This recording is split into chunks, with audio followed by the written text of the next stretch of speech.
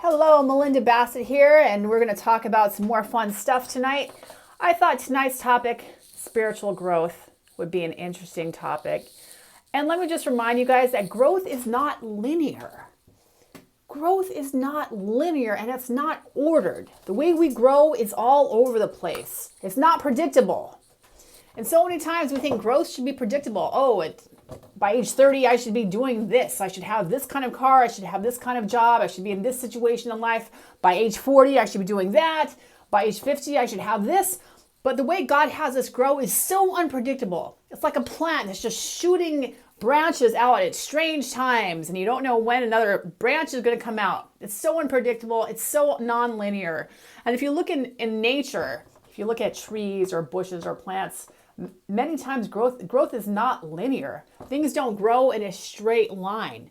Trees don't grow in a straight line. Bushes don't grow in a straight line. Everything sprouts when it wants to. It sprouts how it wants to and when it wants to. You can't make a plant grow any faster by feeding it more or watering it more. It's going to grow at a preordained rate that the Creator has dictated. And our spiritual growth is the same way. We can try to grow faster in terms of preparing the soil, in terms of doing everything we possibly can that we know of to get ahead, taking all the classes, doing all the research, doing all the studying, talking to all the experts. We can do all that stuff, but at the end of the day, we cannot accelerate our spiritual growth. This takes time, and there is no replacement for time. And when you're growing spiritually, you got to be okay with decades passing by. In my estimation, it takes about 10 years for one character defect to be very softened.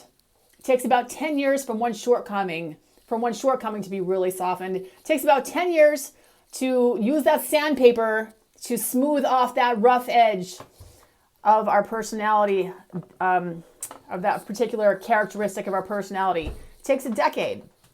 It's so funny. I see people at church, and a lot of times in my church, you go to church in the same area with people who live around you in your geographical area. So everyone who lives like in Venice, Mar Vista goes to the same ward. We call it a ward. And you see the same people every day or every Sunday for decades. And I have noticed, I'm now 50, so that's 5 decades I've been alive.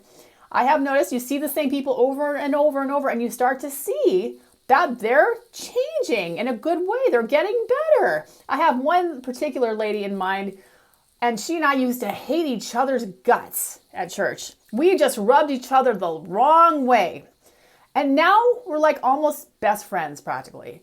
And the growth changed on her part, not me. The growth happened on her part, where God finally told her, man, you need to be less critical.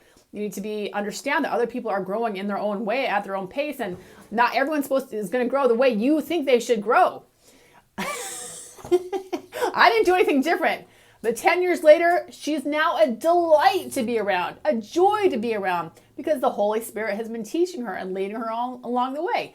And yes, I have changed in other ways. I've grown in other ways, but in this particular way, it was this lady who needed to change. So it takes a lot of time, and you just got to be okay at knowing that you're a work in progress, that you're a masterpiece, and you got to trust that the divine knows what he's doing. Whether your word for the divine is God, the universe, source, the universe knows what it's doing. And I can attest to the fact that whatever situation you're going through in life right now is the one that you not only desperately need, but the one that you asked for. Now, this is a heavy principle that I need you guys to get. Whatever situation you're going through right now is not only something that you desperately need for your permanent refinement, but it's one that you asked for, and you're getting exactly what you asked for. We're getting exactly what we asked for. And I'm not talking about the pain and the suffering, because we didn't ask for the pain and the suffering, but we did ask for the end result of the pain and the suffering. So let's say the end result that you asked God for was you want to be a very courageous human being or a very courageous spirit. Well, then God is going to send you some trials in your life. They're going to cause you to have to cultivate massive courage. So the very experiences that are terrifying you right now, they're scaring you so badly, they're so frightening, are forcing you to develop the thing that you asked for, the quality that you asked God for. God is giving you the results, the desires of your hearts right now through whatever experience you're going through. We just don't remember asking God for these things. It happened before we came to this life.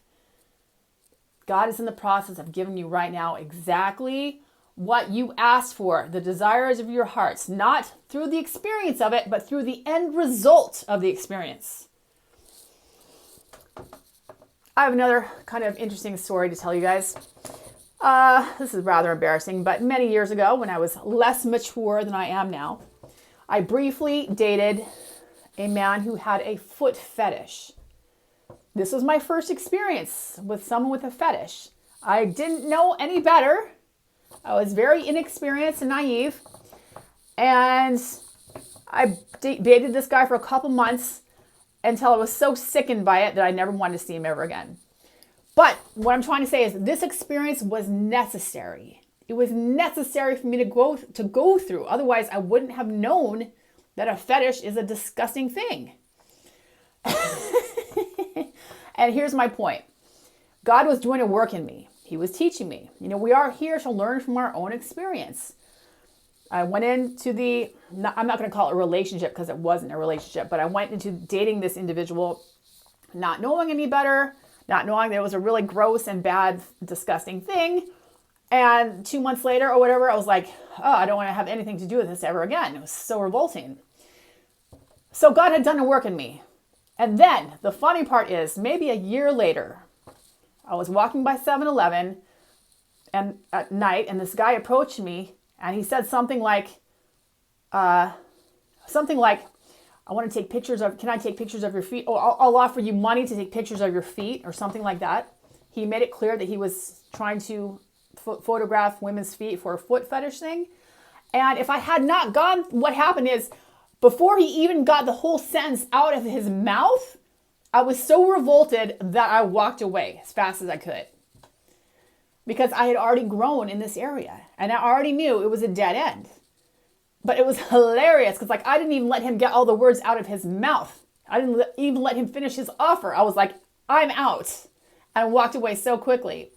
But that wouldn't have happened if I hadn't gone through the first experience where I learned that it was something that I didn't want. So God had done a work in me. And this is happening to you and me right now in all the experiences that we're going through. Every experience that we're going through causes us to grow and learn more what is good, what is bad. What do I want? What do I don't want? So you've got to trust that the experience you're going through right now is exactly what you need.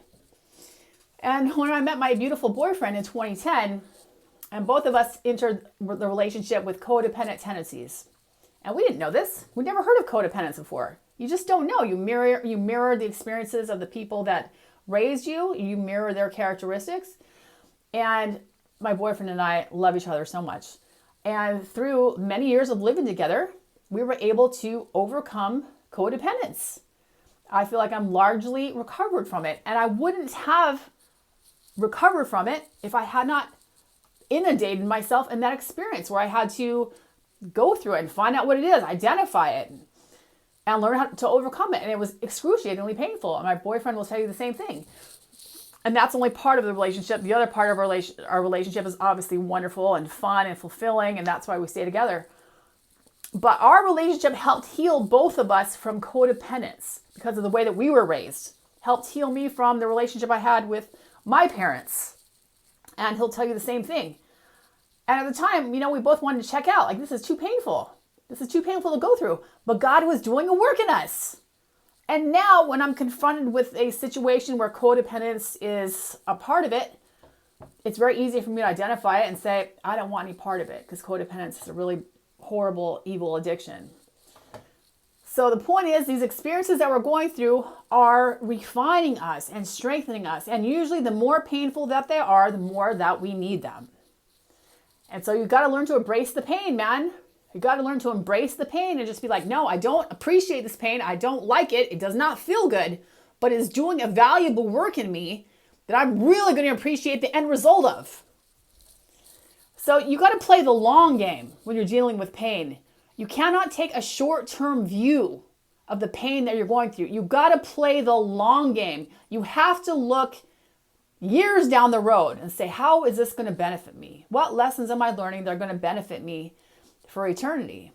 That's the name of the game, man. You got to play the long game.